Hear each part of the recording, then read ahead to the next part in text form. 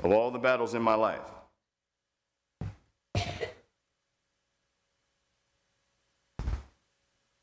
my son's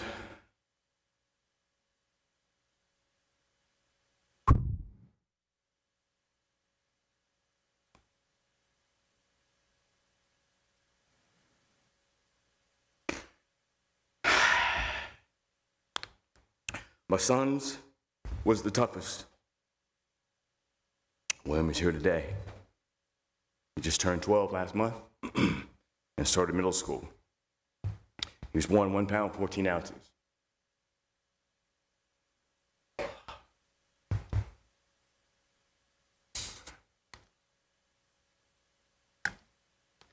Someone told me you can't drink and cry at the same time, so.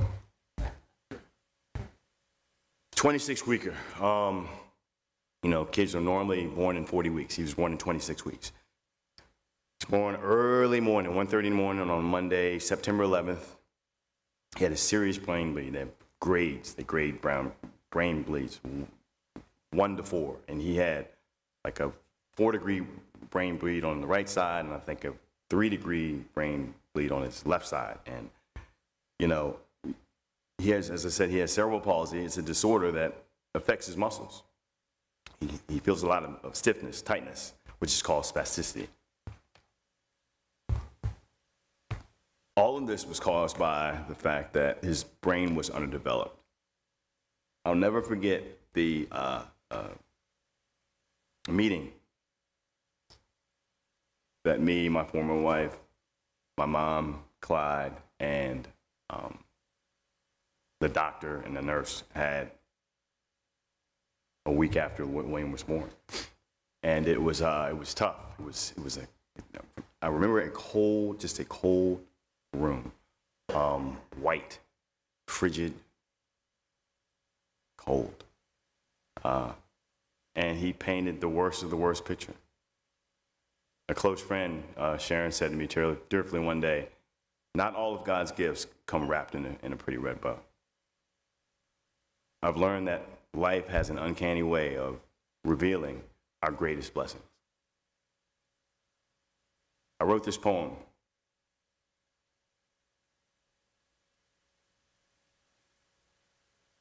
When I was a little boy, one of my favorite things to do was play my Mattel handheld football game. It was a little bigger than the iPhone. It was about 6 inches long and 3.5 inches wide. William was barely twice that size when he was born. It was all white and had 6 small buttons to play: defense, kick, and score touchdowns. The object of the game was to defend and score. I loved it. I played it for hours and lost all sense of time. When you scored, a cluster of beeps would play. I'll never forget the melody. As I sat at William's bedside in the NICU, I'd often hear a cluster of beeps, kind of like my Mattel handheld. Similar, but much different. This was no game. The beeps were indicators, not touchdowns. Indicators of oxygen flowing, indicators of breathing, indicators of life.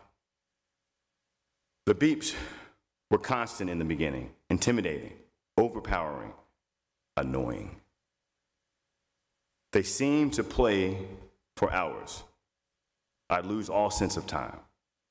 After a while, it was just background noise, until that dreaded squeal, a high-pitched sound, followed by a really low growl. I'll never forget the melody. I loathed that sound. It meant apnea and bradycardia. Apnea meant that William stopped breathing for more than 20 seconds and caused his heart rate to fall under 100 beats per minute. Normal was 120 to 160. His immature nervous and muscular system gave him a condition called apnea of prematurity, meaning at times his brain either failed to tell him to breathe or his immature muscular system wasn't strong enough to keep his airway open.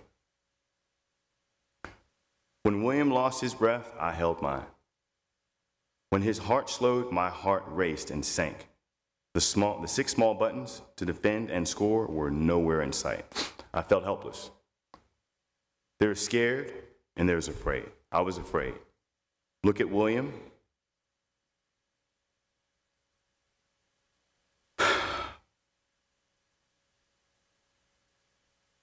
Look at the monitor. Look for a nurse.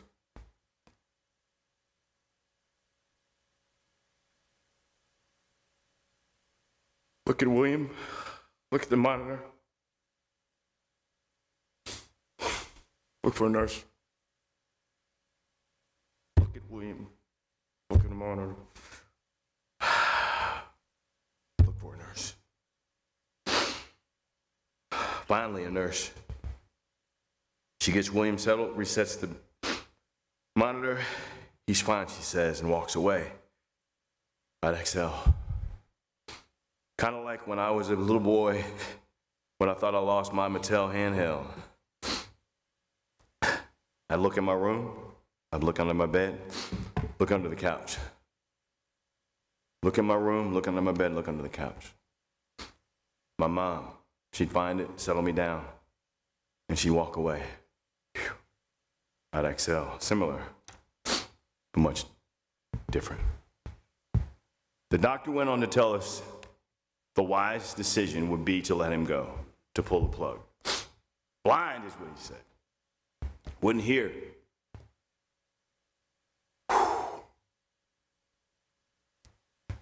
Couldn't eat on his own.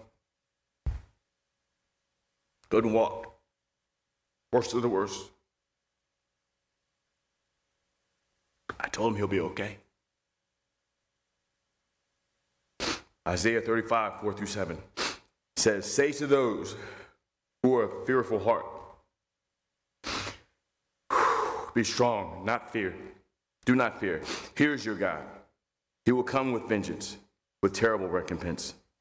He will come and save you. Then the eyes of the blind shall be opened, and the ears of the deaf unstopped. Then the lame shall leap like a deer, and the tongue of the speechless sing for joy. For waters shall break forth in the wilderness, and streams in the desert. The burning sand shall become a pool, and the thirsty ground springs of water. Stuck in the wheelchair, he said. He promised it. Unable to walk. And he even went on to say that 65% of these cases had not so happy endings.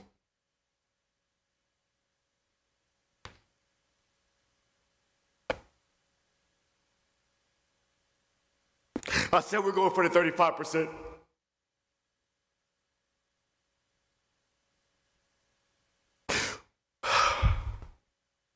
We believe in higher being. If he's in there fighting, we're out here fighting for him. There's a Buddhist quote.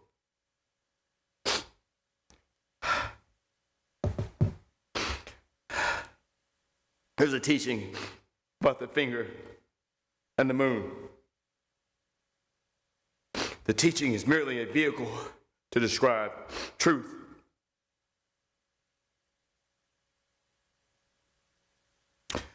Don't mistake it for the truth itself. A finger pointing at the moon is not the moon. The finger is needed to know where to look for the moon. But if you mistake the finger for the moon itself, you will never know. Where my son William was not where he was going to be. That was not the truth. Doctors tried to skew the truth, but I didn't let them. My fellow Bears, don't get skewed. Where you are, where you may see yourself today, is not where you're going to be. Don't mistake the finger for the moon. Don't mistake your today for your tomorrow and years to come. Don't mistake where you are for where you shall be. My life's defining moments at naps, quit or fight. For my gym, quit or fight. For my son's life, quit or fight. We fought. I focused on Not on the finger, I focus on the moon. As you go forward, and not if, but when you face adversity, and when you fall, and when you get knocked down, I don't encourage you, I implore you not to give up, but to get up. Proverbs 24:16 says, even when good people fall down 7 times, they will get back up. There will be times when you'll get knocked down 8 times, 9 times, 10 times, infinite times. Get up. Get up and fight. Get up and fight with veracity. Fight with tenacity. With a purpose and conviction. Have faith in the Almighty. Faith in yourselves. Faith in your family. Faith in your friends. Faith in Landon. Faith in the Bears.